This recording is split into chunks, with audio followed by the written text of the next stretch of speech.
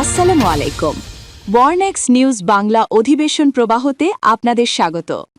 আজ London studio থেকে আছি আমি ইভা রহমান, আর ঢাকায় আমার সাথে রয়েছেন রাফি আলম। চলুন শুরু করি আজকের গুরুত্বপূর্ণ সংবাদ। জানিয়ে দিব আজকের গুরুত্বপূর্ণ সব আপডেট, আন্তর্জাতিক সংবাদ। প্রথমেই জানিয়ে দিব ইরানকে বশে আনতে গিয়ে উল্টো ফাঁদে আমেরিকা। এরপর আরও জানিয়ে দিব পরমাণু যুদ্ধের দোরগোড়ায় ভারত পাকিস্তান। আরও জানিয়ে দিব 10 বছর পর চীনে মার্কিন প্রেসিডেন্ট, চীনের কাছেই হাত পাতবেন ট্রাম্প। এবং সর্বশেষ জানিয়ে দিব মার্কিন গোয়েন্দারা বলছে ইরানের কাছে 70% ক্ষেপণাস্ত্র রয়েছে। শুনছিলেন সংবাদ শিরোনাম, এখন বিস্তারিত। তবে তার আগে অনুরোধ থাকবে এই ভিডিওটিতে একটি লাইক, কমেন্ট এবং চ্যানেলটি সাবস্ক্রাইব করে জানিয়ে দিন কোন জেলা থেকে বা কোথা থেকে আপনি আমাদের এই ভিডিওটি দেখছেন এবং শুনছেন। আমেরিকা এমন এক দেশ যে চাইলে আফ্রিকার মাটি খুঁড়ে রক্ত হীরা বের করে আনতে পারে, চাইলে ভেনেজুয়েলার প্রেসিডেন্টকে এমনভাবে বদলে দিতে পারে যেন ফুটবল ক্লাবের কোচ বদলানো হচ্ছে, চাইলে মধ্যপ্রাচ্যের আকাশে এমন আগুন জ্বালাতে পারে যেটা দেখে মনে হয় সূর্যও চাকরি হারানোর ভয়ে কাঁপছে। কিন্তু এত সব পারা দেশের এক অদ্ভুত অপারগতা আছে, সে ইরানকে বশে আনতে পারে না।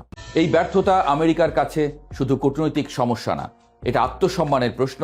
পৃথিবীর সবচেয়ে শক্তিশালী দেশটি যদি একটি তুলনামূলক দুর্বল, নিষেধাজ্ঞায় জর্জরিত, অর্থনৈতিক সংকটে কাতর রাষ্ট্রকে নিজের ইচ্ছামতো চালাতে না পারে, তাহলে শক্তির সেই পৌরাণিক গল্পে একটু হলেও ফাটল ধরে। আমেরিকার রাজনীতিবিদদের বুকের মধ্যে সেই ফাটলই এখন বিষ ফোঁড়ার মতো চুলকায়। মজার ব্যাপার হলো, ইরানকে নিয়ে আমেরিকার সমস্যাটা কেবল ট্যাঙ্ক, মিসাইল কিংবা ইউরেনিয়ামের না, আসল সমস্যা মনস্তত্ত্বের। আরও স্পষ্ট করে বললে, এটা কে আগে চোখ নামাবে সেই খেলা। আন্তর্জাতিক রাজনীতির ভাষায় একে বলে চিকেন গেম। ডোনাল্ড ট্রাম্প মূলত ইরানের সঙ্গে এই চিকেন গেম খেলাটাই খেলতে চেয়েছেন। খেলার ধরনটা বুঝিয়ে বলি। ধরুন, দুইটি গাড়ি মুখোমুখি ছুটে আসছে, যে আগে সরে যাবে তাকেই কাপুরুষ ধরা হবে। এখন যদি এক চালকের কাছে এই সংঘর্ষ জীবন মৃত্যুর প্রশ্ন হয়, তাহলে সে সহজে সরে যাবে না, কারণ তার মনে হবে হারলে তো সবই গেল, তার চেয়ে ঝুঁকি নেওয়াই ভালো। আর অন্যজন যদি ভাবে হারলেও তার সর্বনাশ হবে না, শুধু একটু অস্বস্তি হবে, তাহলে সে শেষ মুহূর্তে স্টিয়ারিং ঘুরিয়ে দিতে পারে। ইরানের জন্য এই লড়াইটা অস্তিত্বের। ইসলামী প্রজাতন্ত্র হারলে শুধু সরকার বদলাবে না, নেতাদের জীবন, পুরো শাসন ব্যবস্থা, বিপ্লবের ইতিহাস সব ধসে পড়তে পারে। আর আমেরিকার জন্য সর্বোচ্চ রাজনৈতিক বিব্রতকর পরিস্থিতি। ফলে কে বেশি মরিয়া সেটা বুঝতে আইনস্টাইনের দরকার হয় না, সমস্যার শিকড় আরও গভীরে। 1979 সালে ইসলামী বিপ্লবের পর থেকে আমেরিকা ঠিক করতে পারেনি সে আসলে কি চায়। তারা কি শুধু ইরানের কিছু নীতি বদলাতে চায়, নাকি পুরো ইসলামী প্রজাতন্ত্রই গুড়িয়ে দিতে চায়? এই দ্বিধাই আমেরিকার সবচেয়ে বড় দুর্বলতা। কারণ আপনি যদি কাউকে একই সঙ্গে ব্যবসার পার্টনার আর শত্রু ভাবেন, তাহলে শেষ পর্যন্ত আপনি নিজেই বিভ্রান্ত হবেন। 2025 সালের মে মাস, রাত 12টার পর দক্ষিণ এশিয়ার আকাশে আলো ঝলকানি দেখা গেল। তবে সেটা আতশবাজির না, ভারত পাকিস্তানের যুদ্ধ খেলা। মাত্র 4 দিনের মাথায় সেই যুদ্ধ থেমে গিয়েছিল, কিন্তু থামেনি আসল সমস্যা। আর এখন ফরেন অ্যাফেয়ার্স থেকে শুরু করে ওয়াশিংটন পোস্ট পর্যন্ত বিশ্বের বড় বড় থিঙ্ক ট্যাঙ্ক একটাই প্রশ্ন করছে, পরবর্তী যুদ্ধ কি শুধু সময়ের অপেক্ষা? শুরুটা হয়েছিল কিভাবে? শুরুর গল্পটা 2025 সালের 22শে এপ্রিল। কাশ্মীরের পর্যটন স্থল পাহেলগামে 5 জন সন্ত্রাসী হামলা করে, 26 জন বেসামরিক নাগরিক নিহত হয়। নিহতদের বেশিরভাগই হিন্দু পর্যটক। ভারত সরাসরি দায়ী করে পাকিস্তানকে। ভারতের অভিযোগকে পাকিস্তান অস্বীকার করলেও পাকিস্তানের বিবৃতি শোনার জন্য মোদী সরকার অপেক্ষা করেনি। 7ই মে রাতে শুরু হয় অভিযান অপারেশন সিন্দুর। ভারতের মিসাইল, ড্রোন, প্রিসিশন স্ট্রাইক আঘাত করে পাকিস্তানের বাহওয়ালপুর, মুরিদকে, নরওয়াল এবং শিয়ালকোটে, পাশাপাশি আজাদ কাশ্মীরের মুজফফরাবাদ, আর কোটলিতে। 1971 সালের পর এটাই ছিল ভারতের সবচেয়ে গভীর এবং বিস্তৃত আক্রমণ। পাকিস্তানও পাল্টা জবাব দিল। এলওসি বরাবর গোলাবর্ষণ, ড্রোন হামলা এবং ভারতের পাঞ্জাবে ফাতা 2 ব্যালিস্টিক মিসাইল ছোঁড়া।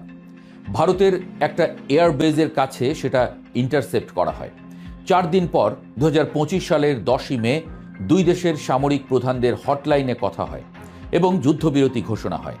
মাঝখানে কাজ করেছেন আমেরিকার ভাইস প্রেসিডেন্ট জেডি ভ্যান্স এবং secretary of state Marco Rubio. এই যুদ্ধ কতটা ভয়ঙ্কর ছিল এবার একটু ভাবুন। এই যুদ্ধ তো শুধু দুটা দেশের মারামারি ছিল না, এটা ছিল বিশ্বের দুইটা পারমাণবিক শক্তির মধ্যে গত কয়েক দশকের সবচেয়ে ভয়ঙ্কর সশস্ত্র সংঘাত। ভারত শুধু সন্ত্রাসবাদী ঘাঁটিতে আঘাত করেনি, এক পর্যায়ে ভারতের স্ট্রাইক আঘাত করেছে পাকিস্তানের পারমাণবিক অস্ত্র ব্যবস্থাপনার সদর দপ্তর নূর খান এয়ারবেজের কাছে রাওয়ালপিন্ডিতে।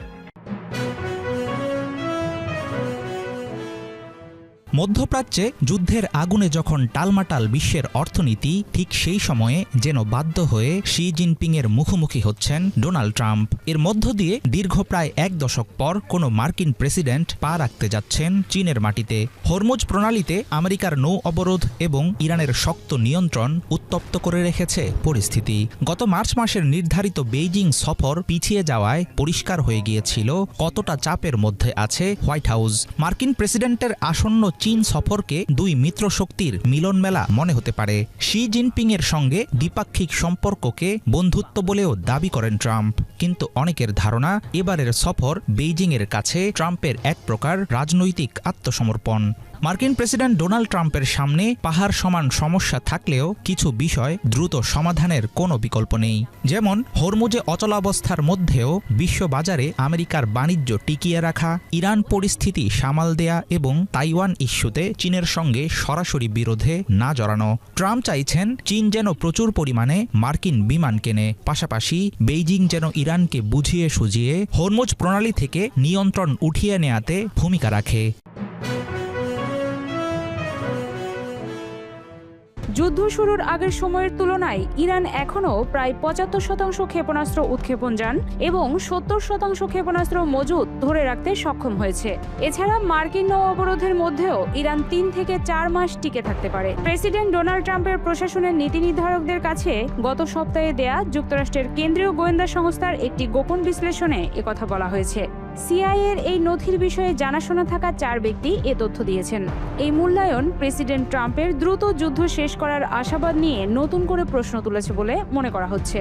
মার্কিন গোয়েন্দা সংস্থাগুলোর ইরান বিষয়ক গোপন মূল্যায়নগুলো প্রায়ই প্রশাসনের প্রকাশ্য বিবৃতির চেয়ে বেশ সংযত হয়ে থাকে। এসব প্রতিবেদনেও বলা হয়েছে, যুক্তরাষ্ট্র ও ইসরায়েলের কয়েক সপ্তাহের তীব্র হামলার পরও ইরানের ব্যালিস্টিক ক্ষেপণাস্ত্র সক্ষমতা এখনও উল্লেখযোগ্য পরিমাণ অক্ষুণ্ণ রয়েছে। বিষয়টি সম্পর্কে অবগত 3 ব্যক্তি এমনটা জানিয়েছেন। একজন কর্মকর্তা বলেছেন, বিভিন্ন প্রমাণ বলছে ইরান ভূগর্ভস্থ প্রায় সব সংরক্ষণাগার পুনরুদ্ধার ও আবার চালু করতে পেরেছে। ক্ষতিগ্রস্ত কিছু ক্ষেপণাস্ত্র মেরামত করা হয়েছে। যুদ্ধ শুরুর সময় প্রায় প্রস্তুত থাকা কিছু নতুন ক্ষেপণাস্ত্রও তারা এখন নিজেদের অস্ত্রভাণ্ডারে যুক্ত করেছে।